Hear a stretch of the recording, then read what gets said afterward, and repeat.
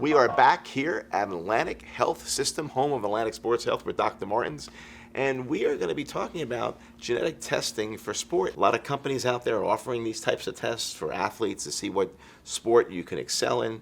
What are your viewpoints, and can you give us background on genetic testing in general? Absolutely, Bill.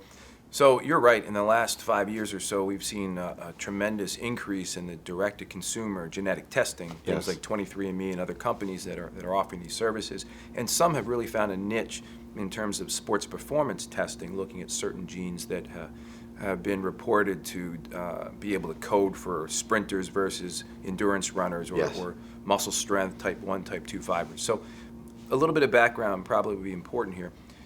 The genes are our genetic makeup, our blueprint for what our body will make. And so in essence, we've got about 30,000 genes in our body. We know what the majority of them do, but the reality is there's only about a 1% difference between your genes and my genes. Wow. And looking at that genetic variability has helped us predict what those genes do. There's a project called the Human Genome Project, and they've looked specifically at the athletic gene. And right now, there are probably 20 to 25 genes that they're certain code for different abilities in sports and athletics. Mm-hmm. The big ones that you hear about is the ACE gene and the actin gene, and they code for VO2 and endurance and muscle strength. So that's kind of the background I think that people need to understand when they look at this genetic testing. Yeah, no, that's very interesting, and there's so much science coming out now with the advancement of technology. Talk to us about, if you're a parent and you're looking at the opportunity to genetically test your child to see if they would excel in a specific sport. What are your personal viewpoints on that? What would you say to parents?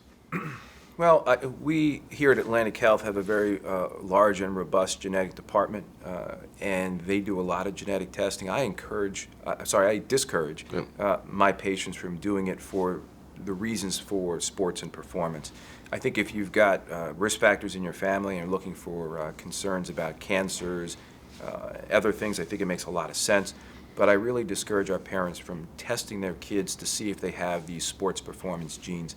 I don't think it brings value. If you've got a young athlete who's motivated, doing well, and excited about a sport, I don't think there's any reason to do this. Right.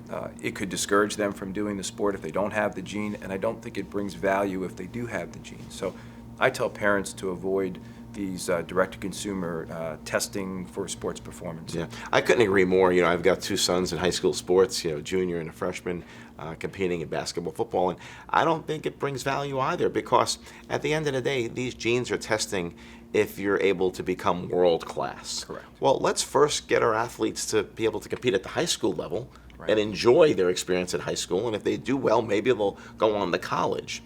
And if someone was to tell me as a young high school athlete or I would never be a good javelin thrower or couldn't reach the world level, I would have been shot. And I went on to become a Division I All-American in the javelin, and it helped me pay for college. Sure. Really valuable information. I can't thank you enough.